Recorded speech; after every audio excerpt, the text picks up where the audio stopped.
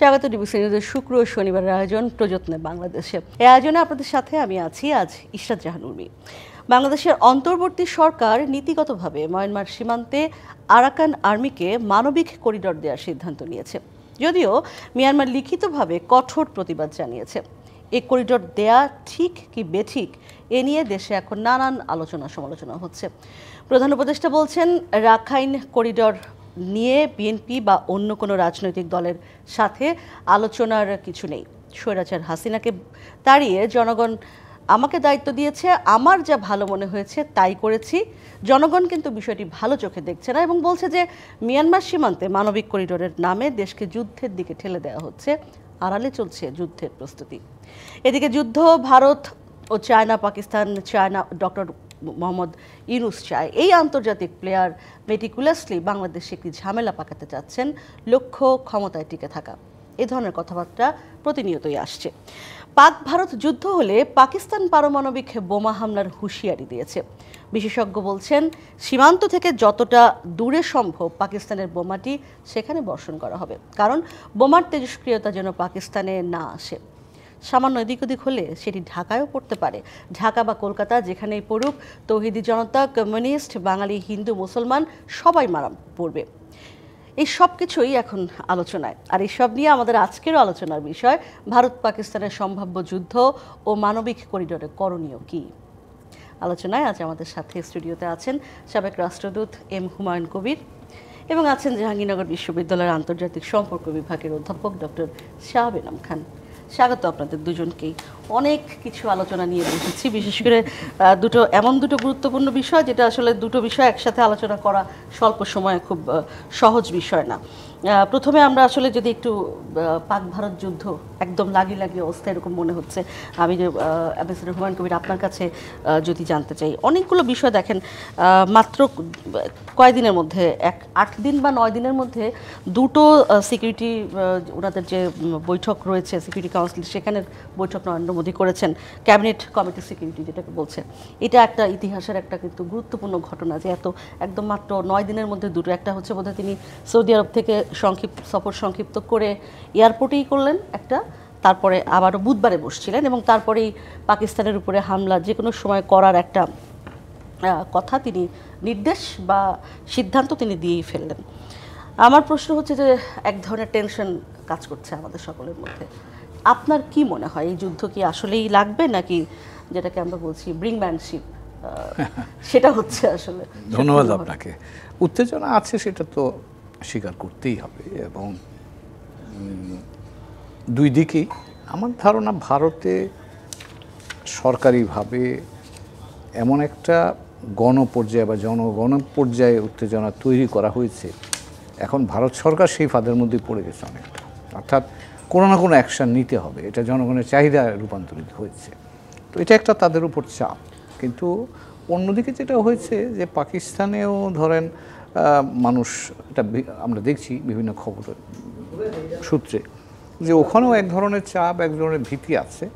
তবে আমার ধারণা, এটা আমার ব্যক্তিগত ধারণা, যে ভারতের পক্ষ থেকে পাকিস্তানকে শায়েস্তা করার বিষয়টা একটু বেশি ওভারসোল্ড বা মানে বলা যায় যে প্লেড হয়ে গেছে। তার কারণ হলো যে এখন ধরেন যে অবস্থা, বিশ্ব প্রেক্ষাপট, এই দুই দেশের সম্পর্ক, আঞ্চলিক সম্পর্ক এবং বৈশ্বিক সম্পর্ক, এই সবগুলো বিষয় কিন্তু এখন এই আলোচনার মধ্যে ঢুকে যাচ্ছে। কারণ 1919 সালে ভারত পাকিস্তানকে পানিশ করবার জন্য যে ব্যবস্থা নিয়েছিল, তখন সেটা ভারতের পক্ষে নেয়ার বাতাবরণ যেটা ছিল আজকে সেটা নাই।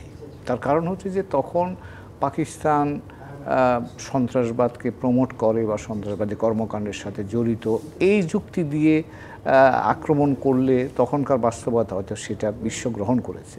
কিন্তু এরপরে ধরেন আফগানিস্তানের সাম্প্রতিক ঘটনাবলীর কারণে পাকিস্তানও যে এই সন্ত্রাসবাদী কর্মকাণ্ডের শিকার হচ্ছে, এটাও কিন্তু বিশ্ব জেনেছে এবং পাকিস্তান কিন্তু সেই কথাটা বলছে। ফলে এই সন্ত্রাসবাদী কার্ড যেটাকে ব্যবহার করা হচ্ছে বা সন্ত্রাস বিরোধী কার্ড যেটা ব্যবহার করা হচ্ছে, এই কার্ডটা কিন্তু এখন আর এককভাবে ভারতের অধিকারে নাই। এখন পাকিস্তানে কিন্তু সে একই কার্ড ব্যবহার করছে পাল্টাভাবে। ফলে এই যুদ্ধের যৌক্তিকতা নিয়ে এখন কিন্তু প্রশ্ন তৈরি হয়েছে, এবং যেই কারণে পাকিস্তান তো বলছে যে আমরা স্বাধীন তদন্ত করব, এবং এর আগে কিন্তু এরকম কোনো কথা পাকিস্তান দাবি করছে যে এটা স্বাধীন তদন্ত হোক, হ্যাঁ, সেটা তারা এবং জাতিসংঘ বলছে এটা থামাও, এখনই দরকার নাই, অন্যান্য দেশও বলছে, কিন্তু তারা তো মোটামুটি এক ধরনের যুদ্ধাঙ্গদেহী অবস্থায় চলেই গেছে আছে। কিন্তু আমার ধারণা গত দুদিনে অবস্থাটার একটু পরিবর্তন হয়েছে। তার কারণ আপনার যদি মনে থাকে, জেডি ভ্যান্স মার্কিন যুক্তরাষ্ট্রের ভাইস প্রেসিডেন্ট কিন্তু তখন ভারত সফর করছিলেন যখন এই ঘটনাটা ঘটে। আমার ধারণা ভারতের এই ধরনের একটা আন্ডারস্ট্যান্ডিং হয়তো থেকে থাকতে পারে যে জেডি ভ্যান্স যেহেতু আসছেন, তিনি নিজে যেহেতু দেখছেন এই ঘটনা, মার্কিন যুক্তরাষ্ট্রের তারা পুরোপুরি পাবেন। কিন্তু গতকাল জেডি ভ্যান্সের বক্তব্য, তাদের পররাষ্ট্র মন্ত্রীর দুই দেশের নেতৃবৃন্দকে ফোন করা, এর মধ্য দিয়ে একটা জিনিস বেরিয়ে আসছে যে মার্কিন যুক্তরাষ্ট্র এই মুহূর্তে সংঘাত চায় না একদম। এবং এই ঘটনার ফলে, এবং এর মধ্যে কিন্তু আরও আছে, আপনি অন্যান্য যারা ধরেন সৌদি আরব, কাতার, ইউএই, তারাও কিন্তু বলছে, ইরান তার আগেই বলে দিয়েছে যে এটা শান্তিপূর্ণ একদম, এবং জাতিসংঘের সেক্রেটারি জেনারেল দুপক্ষকেই ফোন করেছে। শাবানা খান, আমার প্রশ্ন হচ্ছে কি, দেখেন এই ঘটনায় পাকিস্তান কিন্তু বিভিন্ন দেশের কাছে গিয়েছে, যুদ্ধ যাতে না হয় সেরকম একটা বার্তা নিয়েই তারা গিয়েছে, এবং সেখানে টার্কি ছাড়া আর কোনো দেশ আসলে পাকিস্তানের পাশে আছি এরকম বলেনি, বা ভারতের পাশে আছি তাও বলেনি, এটাও যে বলেছে তাও না, কিন্তু টার্কি ছাড়া আর কোনো দেশ সরাসরি তাদেরকে সমর্থন দেওয়ার কথাও বলেনি, এটাও সত্য। এর মতো অবস্থায় আসলে আপনি যদি একটু বলেন যে আসলে আপনার কি মনে হয়, আপনার কাছেও একই প্রশ্ন, যে এটা কি আসলে দুই দেশের শক্তির মহড়াই হচ্ছে, নাকি কালকের বাস্তবতার পর এই টেলিফোন এই সমস্তর পর আপনার কি মনে হয় যে এটা? ধন্যবাদ।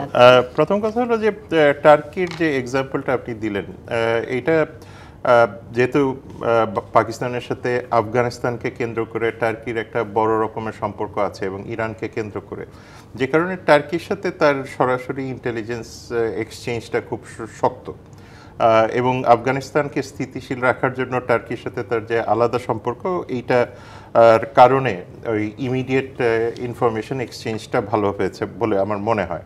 তো এখন পয়েন্টটা হচ্ছে যে বাকি দেশগুলি কিন্তু বলছে যে আগে এটা তদন্ত হোক, সুতরাং এখনই কারো পাশে দাঁড়ানো বা কারো পাশে না দাঁড়ানোর মতো কোনো অবস্থায় কেউ নেই। সেই কারণে আমার কাছে মনে হলো যে টার্কির এক্সাম্পলটা আপনি দিলেন, টার্কির এক্সাম্পলটা এই কারণে। এখন মেইন পয়েন্টটা কি হচ্ছে যে এই দুই দেশের মধ্যে মানে যুদ্ধের আশঙ্কা কতটুকু, যদি আপনি একেবারে র্যাশনালি চিন্তা করেন, আশঙ্কার কোনো জায়গায় নেই। এই কারণে নেই, দুটাই নিউক্লিয়ার পাওয়ার, একটা রাষ্ট্রের ডেমোক্রেটিক কন্ট্রোল আছে তার মিলিটারির উপরে, আরেকটা দেশের ডেমোক্রেসির উপরে মিলিটারির কন্ট্রোল আছে। তো দুই রকমের দেশ, এবং এই দুটো দেশের মধ্যে ডিসিশন মেকিংয়ের ক্ষমতা অ্যাবসলিউটলি ডিফারেন্ট।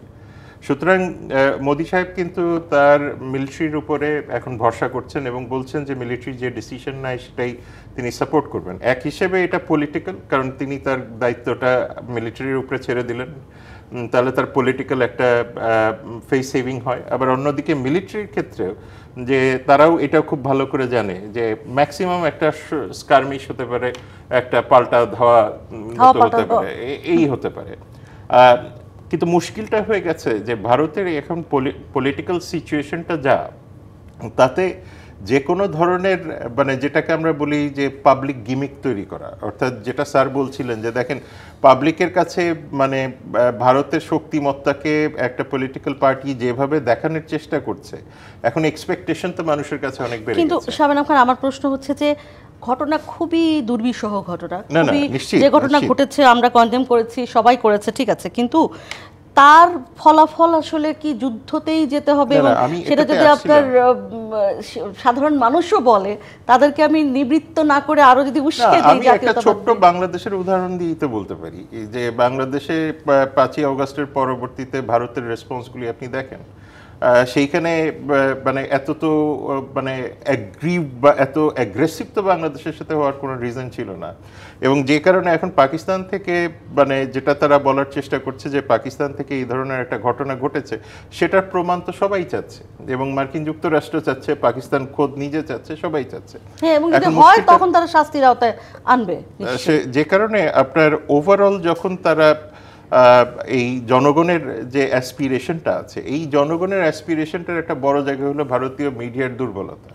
এবং আপনি দেখবেন যে এটাকে বারবার ফুয়েল করার চেষ্টা করা হয়, এবং এই ফুয়েলের ক্ষেত্রে যে জিনিসটা হয় যে আপনার যখন পপুলিস্ট এজেন্ডা থাকে, এই পপুলিস্ট এজেন্ডাটা কিন্তু আপনাকে তখন অনেক বেশি মানে ড্রাস্টিক একটা রেসপন্স নেওয়ার চেষ্টা করায়।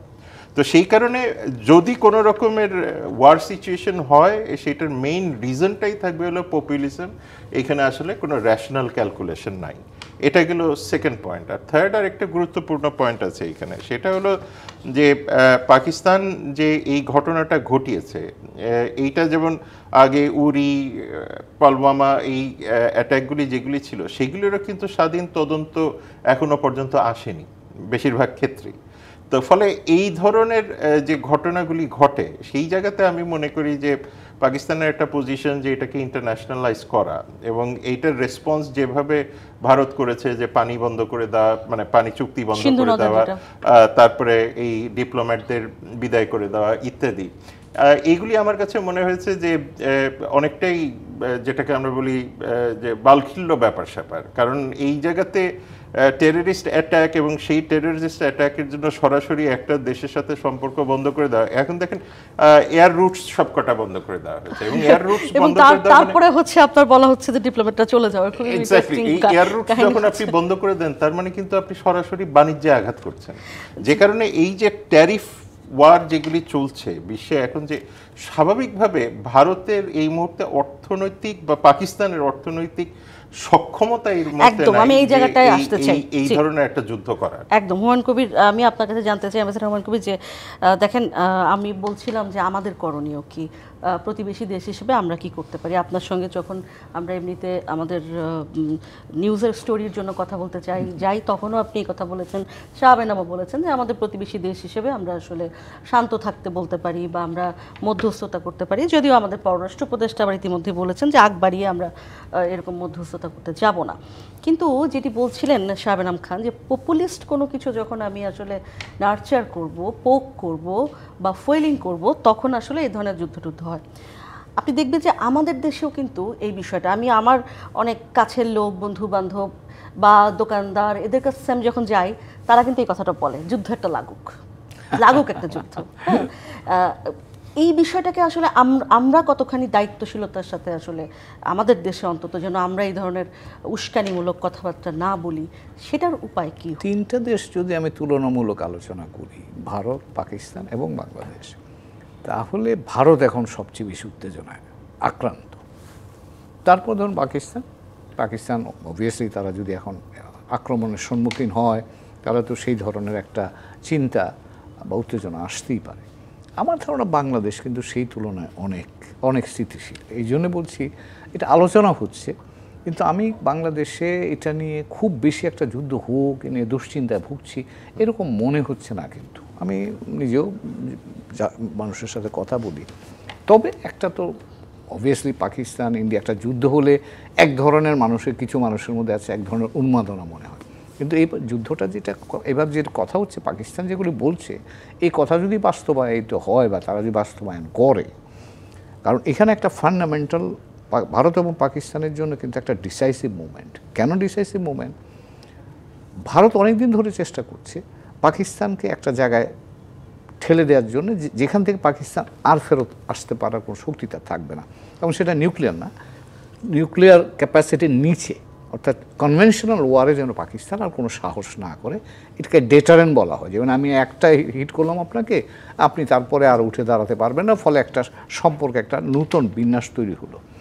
পাকিস্তান এই জিনিসটাতে, এই ভারতের এই স্ট্র্যাটেজিটাকে কাউন্টার করে দিয়েছে। তারা বলছে যে আমি প্রয়োজনে পারমাণবিক অস্ত্র ব্যবহার করব। এবং যেহেতু ভারত সরাসরি কোনো পাকিস্তানি কানেকশানটা, এই যে পাহেলগামের সাথে কোনো কানেকশান এখনও উপস্থাপন করতে পারেনি মানে আন্তর্জাতিক সম্প্রদায়ের কাছে, ফলে যেটা হয়েছে সকলেই বলছে যে ভাই যুদ্ধ করার দরকার নাই। এবং গতকাল যেটা হয়েছে ইম্পর্ট্যান্ট, এখনও পাকিস্তান এবং ভারতের মধ্যে একটা লাইন খোলা আছে, হটলাইন বলা হয়। দুই ডিজিএমও, ডিরেক্টর মিলিটারি অপারেশন, এই দুজন কিন্তু গতকাল কথা বলেছে। এটা কিন্তু একটা ইতিবাচক জায়গা। তার কারণ হলো মিলিটারি যখন কথা বলে তখন আপনাকে বুঝতে হবে যে এখানে জি একদম একদম, মানে কারণ এরই মধ্যে কিন্তু পাকিস্তানের সমস্যাটা সমাধানের জন্য একটু উদ্যোগ তৈরি 4500 সেনা অলরেডি চাকরি ছেড়ে চলে গেছেন, কারণ তারা আসলে এই যুদ্ধ করতে চান না। এই পাকিস্তানে? হ্যাঁ পাকিস্তানে, এবং ভারতেও এই এই এই মানসিকতাও কিন্তু রয়েছে, বা যুদ্ধ যে চায় না দুই দেশ এটা আছে। একটা বিরতির সময় পৌঁছে গেছে, ফিরে এসে শাহরিনাম খানের কাছে প্রশ্ন রাখবো। প্রযত্নে বাংলাদেশের অনুষ্ঠানে একটা বিরতি নিচ্ছি, থাকুন আমাদের সাথে।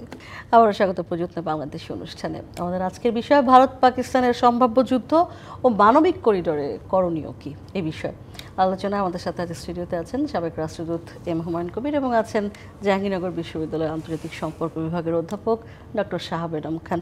ডক্টর শাহাব এনাম খান, আপনার কাছে প্রশ্ন হচ্ছে যে যদিও আমরা বলছি যে শেষ পর্যন্ত হয়তো এরকম একটু গোলাগুলির মধ্যেই সীমিত থাকবে, সেটা আমরাও চাই, কিন্তু যদি এরকম কোনো দুর্ভাগ্যজনকভাবে যদি ঘটেই যায়, যেটি আসলে প্রশ্ন যে বাংলাদেশের করণীয় কি, বা বাংলাদেশ এখানে কি করতে পারে?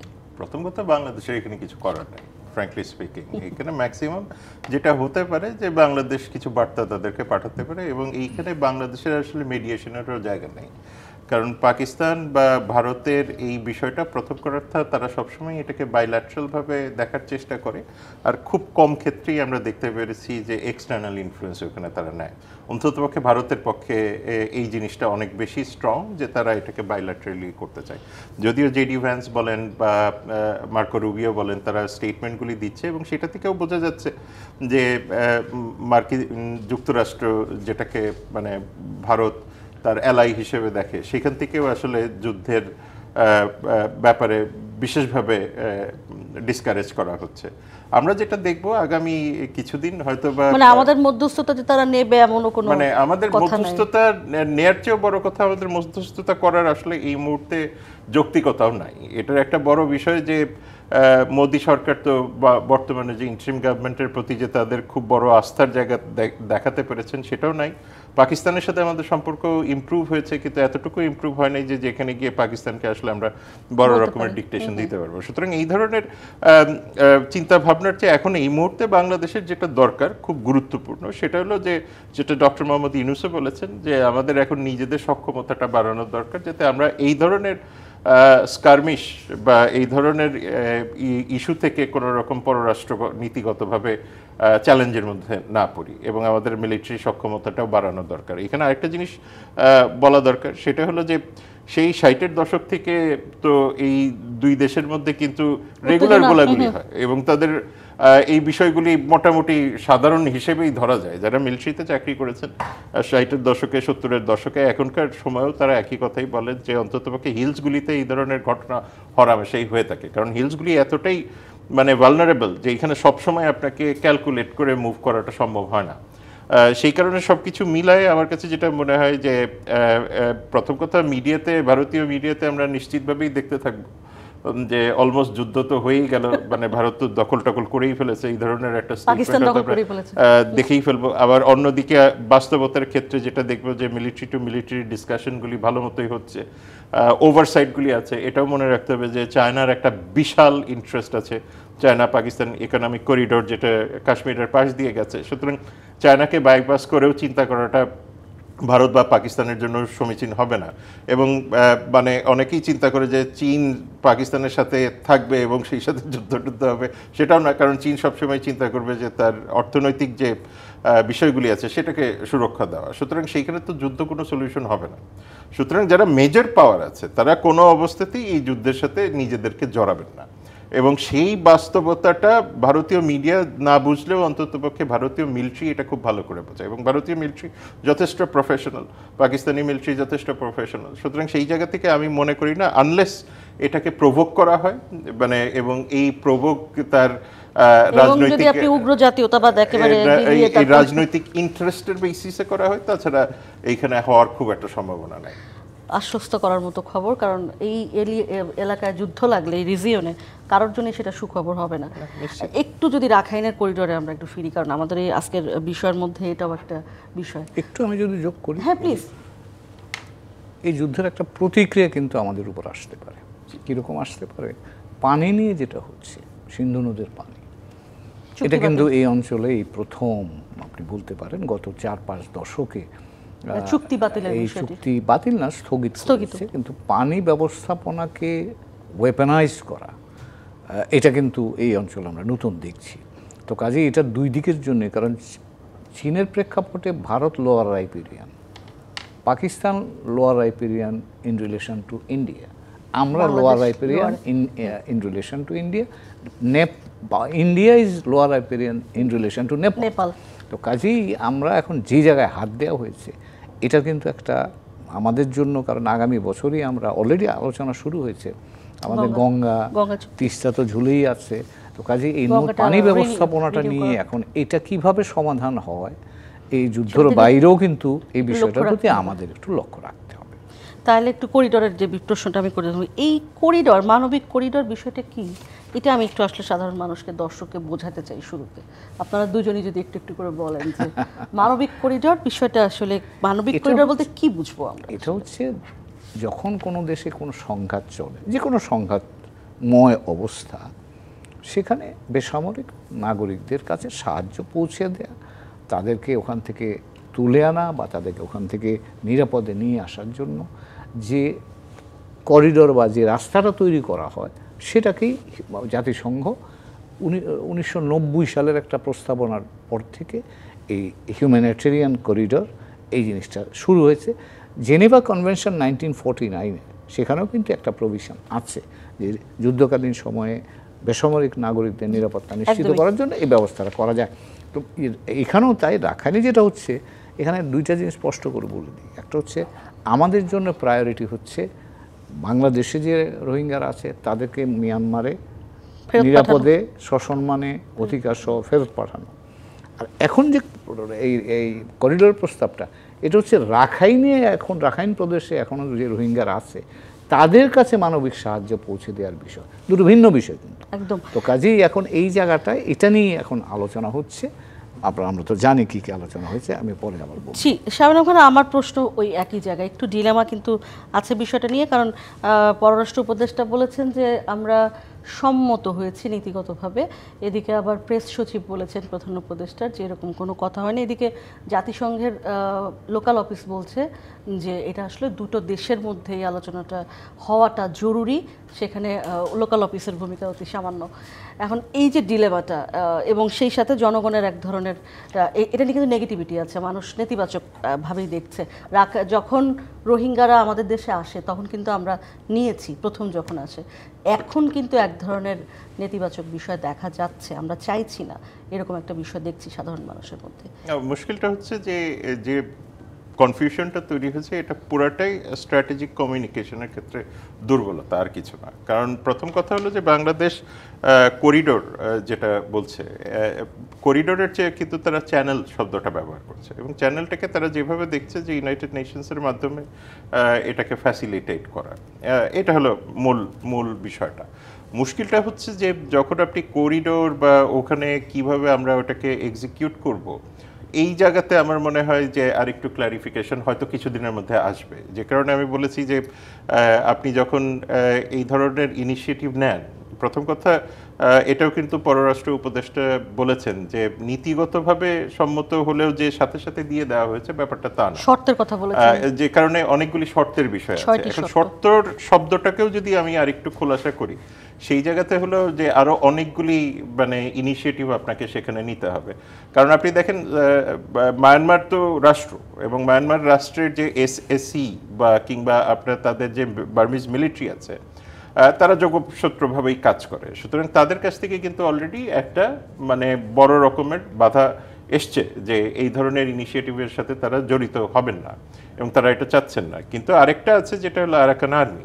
এখন আরাকান আর্মি ক্ষেত্রে হয়তো একটা বড় রকমের বেনিফিট হবে, কারণ আমরা যদি এটা ওখানে পৌঁছাই জাতিসংঘের মাধ্যমে, আরাকান আর্মির মাধ্যমেই তখন আপনাকে করতে হচ্ছে, কারণ আপনার বর্ডার কিন্তু এখন চলে গেছে আরাকান আর্মির হাতে, এবং আরাকানের মানে মেজরিটি অংশই সিথওয়ে পর্যন্ত মোটামুটি আরাকান আর্মির কন্ট্রোলেই আছে। এটা হচ্ছে বাস্তবতা। এখন সুতরাং আপনি যদি আরাকান আর্মিকে কেন্দ্র করে জিনিসটাকে দেখেন, তাহলে একটা বড় রকমের ভুল হওয়ার সম্ভাবনা আছে। কিন্তু আমি যতটুকু বুঝি মানে পররাষ্ট্র নীতির এই জায়গাটাতে আমার মনে হয় না যে বাংলাদেশ এই মুহূর্তে এমন কোনো ইনিশিয়েটিভ নিয়েছে যেখানে আরাকান আর্মি বা তাতমাদো যে কোনো একজনকে চুজ করবে। এই ধরনের অবস্থায় যাওয়া সম্ভব না, এই কারণে যে আরাকান আর্মিকে কিন্তু মানে এখনো পর্যন্ত রাষ্ট্র হিসেবে, মায়ানমার রাষ্ট্র হিসেবে তাকে কিন্তু টেররিস্ট অর্গানাইজেশন হিসেবে দেখে, এবং সেই সাথে এনইউজি যেটা আছে, অর্থাৎ এনএলডিরই একটা রিফাইন ভার্সন, ওই এনইউজিও কিন্তু এখনো পর্যন্ত ওই ধরনের ইন্ডিকেশন দেয়নি যে তারা এই হিউম্যানিটেরিয়ান ইস্যুটার সাথে জড়িত হবে। সুতরাং সব দিক থেকে আমার কাছে মনে হয় যে এটা নীতিগতভাবে সিদ্ধান্ত হওয়া মানেই যে সিদ্ধান্ত নয়, বলেছেন সম্মত হয়েছে, সিদ্ধান্ত এখনো আসেনি না, এক্স্যাক্টলি সিদ্ধান্ত নেওয়ার মতো অবস্থায় এখনো পর্যন্ত যায়নি। এবং মানে ইউএনএইচসিআর এর যে চিফ ফিলিপো গ্র্যান্ডিও তার বক্তব্যে বলেছেন যে এখানে একটা বড় রকমের দুর্ভিক্ষ হওয়ার সম্ভাবনা আছে এবং ইত্যাদি। এটা যে কোনো কনফ্লিক্ট এরিয়াতেই এটার সম্ভাবনাটা বেশি। এখন সেই কারণে আমি মনে করি না যে এই মুহূর্তে মানে বক্তব্য মানেই যে বাংলাদেশ এক্সিকিউট করে ফেলছে এটা। এবং এছাড়াও এটাও দুর্ভাগ্যজনক যে প্রায়ই আমরা এটাই দেখতে পাচ্ছি যে মানে একদম বাংলাদেশের সব কিছুই চলে যাবে।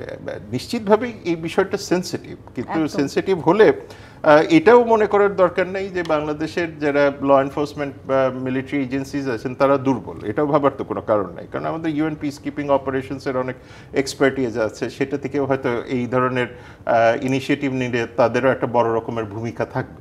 সুতরাং সব দিক থেকে আমি মনে করি না যে এটাকে নিয়ে আসলে খুব বেশি মানে কনস্পিরেসি থিওরি কিংবা খুব বেশি চিন্তিত হওয়ার এই মুহূর্তে। বরং যেটা হতে পারে সেটা হলো যে পলিটিক্যাল পার্টিগুলি যেহেতু তাদের একটা বড় রকমের কনসার্ন তৈরি হয়েছে, সেটা নিয়ে হয়তো এক ধরনের খোলাখুলি আলোচনার মাধ্যমে এই বিষয়টাকে রিজলভ করে ফেলা। এই জায়গাটাতে আমি আসলে হুমায়ুন কবিরের একদম আমি একটা বিরতির পর এসে আপনার কাছে আসলে প্রশ্ন রাখবো যে পলিটিক্যাল পার্টিগুলো ইতিমধ্যেই কথাগুলো বলা শুরু করেছে যে আমাদের সাথে এইরকম একটা সেন্সিটিভ ইস্যুতে কথা না বলে আসলে সিদ্ধান্তে পৌঁছানো যায়। এখানে একটা বিরতি থেকে ফিরে এসে আমি এই আলোচনায় আবার ফিরবো। প্রযত্ন বাংলাদেশে আবার একটা বিরতির সঙ্গে থাকুন, ফিরছি বিরতির পর। আবারও স্বাগত প্রযত্নে বাংলাদেশ অনুষ্ঠানে। আজ কথা বলছি ভারত পাকিস্তানের সম্ভাব্য যুদ্ধ নিয়ে, আর সেই সাথে রাখাইনে মানবিক করিডোরে কি হচ্ছে বা করণীয় কি সেই বিষয়টা নিয়ে। অ্যাম্বাসেডর হুমায়ুন কবির, আপনার কাছে প্রশ্ন হচ্ছে যেটি বলছিলেন শাহাব খান, যে বিষয়টি যেহেতু সেন্সিটিভ সেহেতু এটার কনস্পিরেসি থিওরি আমরা নাই খুঁজতে পারি, কিন্তু বিষয়টি নিয়ে আরও বোঝাপড়া। এবং সেই সাথে দেখেন একদম শুরুর দিকেই কিন্তু মির্জা ফখরুল ইসলাম আলমগীর বলেছেন, অন্যান্য রাজনৈতিক দলও বলেছে যে এটা আসলে সবার সাথে আলাপ আলোচনা করে, কারণ আসলেই এটা খুব সেন্সিটিভ একটা বিষয়। আমরা অন্যান্য দেশের উদাহরণ দেখেছি যে ধরনের করিডোর হলে আসলে কি ঘটে শেষ পর্যন্ত, যতই আমরা বলি না কেন যে না হয়তো তেমন কিছু হবে না, আমাদের সক্ষমতা আছে ইত্যাদি ইত্যাদি। সেই জায়গাটা যদি একটু বলেন যে দুই তিনটা ভাবে বিষয়টা বলবো যে কেন এই সেন্সিটিভিটিটা তৈরি হলো। প্রথমত হচ্ছে যে রোহিঙ্গা ইস্যুটা নিয়ে কিন্তু আমরা গত 8 বছর ধরে জেরবার হচ্ছি। 2বার চেষ্টা নিয়েছি, আরেকবার আধা চেষ্টা নেওয়া হয়েছে 2023 সালের ডিসেম্বরে একটা পাইলট করার জন্য, একটাও কিন্তু কাজে লাগে। বাংলাদেশের মানুষের কাছে, সেটা আপনি রাজনৈতিক দল বলেন, সাধারণ মানুষ বলেন, সকলের কাছেই কিন্তু এই রোহিঙ্গা ইস্যুটা একটা এখনো ইনট্রাক্টেবল একটা প্রবলেম, যেটা সমাধান পাচ্ছি না আমরা।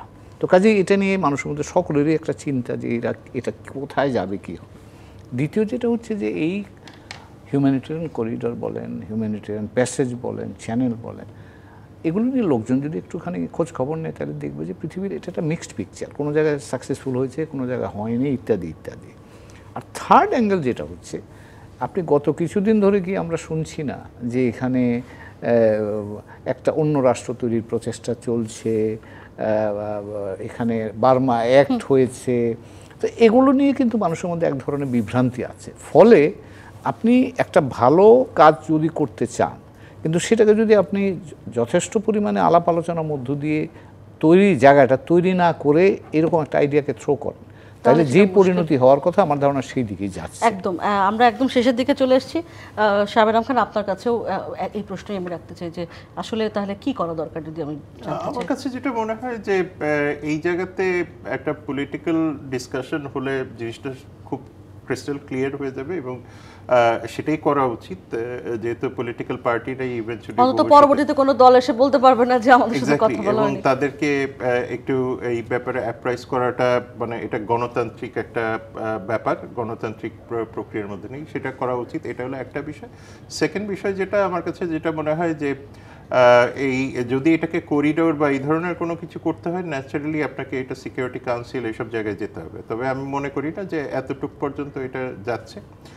এখনো পর্যন্ত আমার মনে হয় সরকারের দিক থেকে যেটা আমি বুঝি সেটা হলো যে বিভিন্ন যে স্টেক হোল্ডারগুলি আছে রাখাইনে এবং মায়ানমারে, সেই সব জায়গাতে কথাবার্তা চলছে এবং এই কথাবার্তার রেজাল্টটা পেতে এত তাড়াতাড়ি তো হবে না, একটা সময় নিয়ে তারপরে হয়তো বা আমরা কিছু একটা সেন্টেন্স, সেটা হলো আমাদের প্রায়োরিটি কিন্তু রোহিঙ্গাদের ফেরত পাঠানো। প্রত্যাবাসন একদম, কাজে এটা ভুলে গেলে চলবে এর না। সাথে এই প্রকল্পের সাথে আমাদের এটার কি সম্পর্ক সেটাও কিন্তু পরিষ্কার। একদম, মানে আমরা যেন আর যা কিছু হোক এটা না ভুলে না যাই। অনেক ধন্যবাদ অ্যাম্বাসেডর হুমায়ুন কবির এবং ধন্যবাদ ডক্টর শাহাব এনাম খান। আবারও নিশ্চয়ই আপনাদের সঙ্গে দেখা হবে আমাদের। শেষ করছি প্রযত্নে বাংলাদেশের আজকের আয়োজন। ডিবিসির সঙ্গে থাকুন 24 ঘন্টা।